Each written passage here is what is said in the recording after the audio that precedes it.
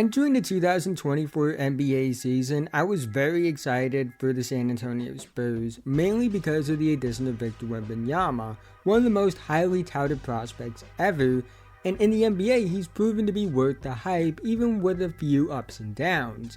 However, in my viewing of the Spurs tape through the first 7 games of the season, it's honestly been frustrating to watch the team as a whole. And the main source of that frustration has been the use of second-year forward Jeremy Sochan as the starting point guard. I want to explain in this video why Sochan at point guard simply doesn't work, as well as why it's vital for the Spurs to not start him at point guard moving forward. But quickly before we go any further, if you're new and like basketball, I'd really appreciate if you would like, subscribe, and hit the notification bell to be notified whenever I release a video. I make videos about basketball all the time, and liking and subscribing are the 2 best ways can help me out in the YouTube algorithm, help support the channel, and help me reach my goal of 10,000 subscribers by the end of the 2024 NBA season. Let's try and get 100 likes on this video so YouTube will recommend it to others. Anyways, let's talk about Jeremy Sochan.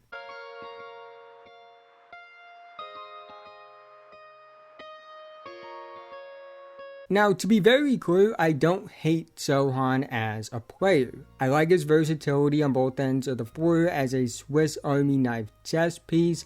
He's a good passer, he's a good play finisher, he's a solid rebounder, he's a good athlete, he's a smart and high motor defensive player. He has the tools to be a good player in the NBA for a very long time.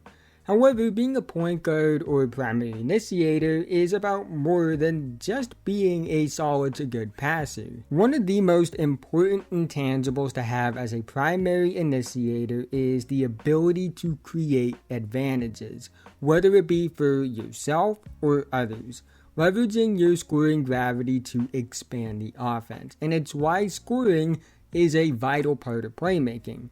You can be a great passer, have the vision, be accurate, make good reads, but the deciding factor for the potential outcomes of playmaking ability will always be how good of a scorer you are, and as a result, how many advantages are created from it. The better scorer you are, the more advantages you create.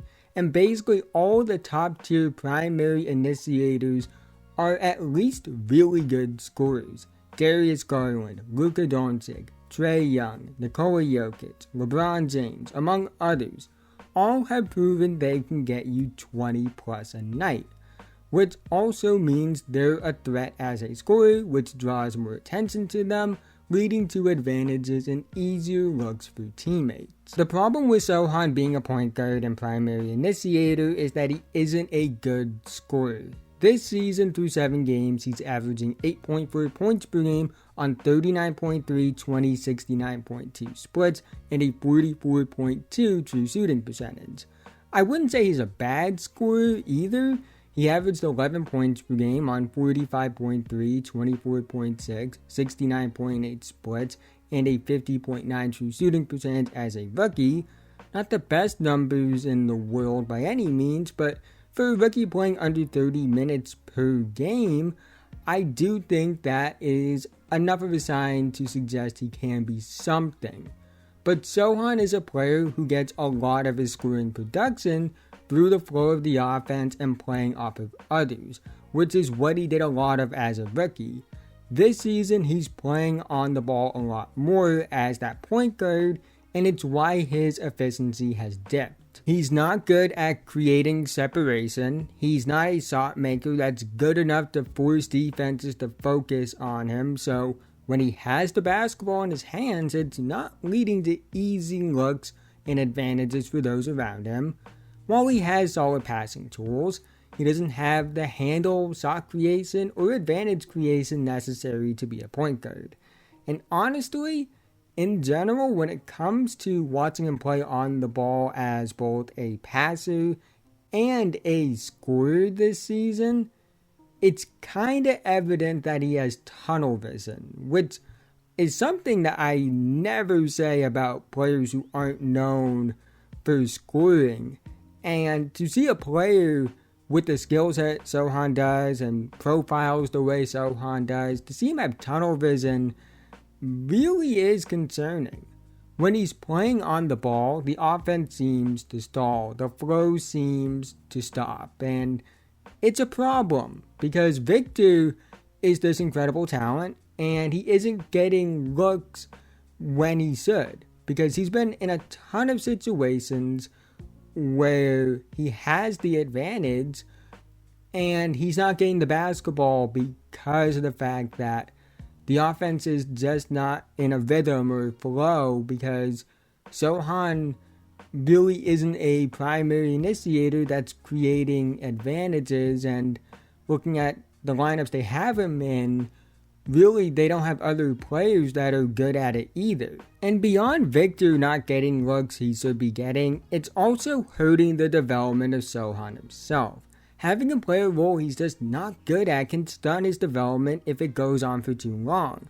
Having him take reps as that primary initiator instead of playing more of that off-ball connecting role is bad for his development.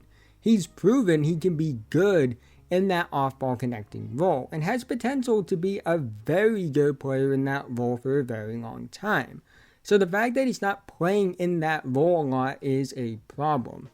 Nobody is benefiting from playing him at point guard. Victor isn't benefiting from this. Sochan is definitely not benefiting from this, and the Spurs offense in general isn't benefiting from this. So clearly the Spurs shouldn't be starting Jeremy Sochan at point guard. But what should they do instead? I think the best thing the Spurs could do right now is start Trey Jones. I don't think Trey Jones is a future star in the NBA. I don't even know if he's the answer long term as the starting point guard next to Victor. But here's what I do know. He's a rock solid point guard. At the very least has a role as a long term backup that's reliable. He's good at setting his teammates up. And the offense has been better when he's on the court as the point guard.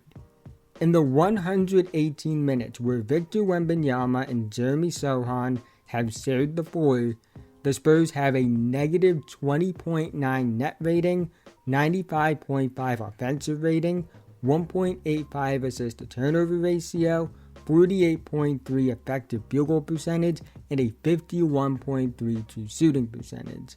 In the 103 minutes where Victor Wembanyama and Trey Jones have shared the court, the Spurs have a 21.1 net rating, 121.1 offensive rating, 2.8 assist to turnover ratio, 59.8 effective field goal percentage, and a 62.2 true shooting percentage. So it's evident in the numbers that Trey Jones is the much better option for the Spurs as the point guard. And on tape, it's evident as well.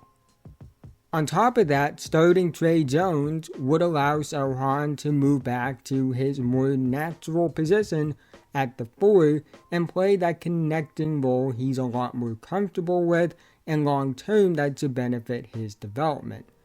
I think if the Spurs do that, the entire team will benefit from it. Victor will get more looks on offense, which could lead to more production. He's already pretty productive despite not getting the best opportunity in terms of looks and playing under 30 minutes per game. And Sochan will also see his production and efficiency increase. Now, what is the Spurs' answer at point guard long term? Well, there's a kid at USC you should keep your eye on. But that's the end of this video. If you made it to this point, thank you so much. Again, haven't already, like, subscribe, hit notification bell, notified whenever I release a video. I make videos about basketball all the time, and liking and subscribing are the two best ways you can help me out in the YouTube algorithm, help support the channel, and help me reach my goal of 10,000 subscribers by the end of the 2024 NBA season. Let's try and get 100 likes on this video so YouTube will recommend it to others. Let me know what you think about Sochan in the comment section below, about the Spurs offense.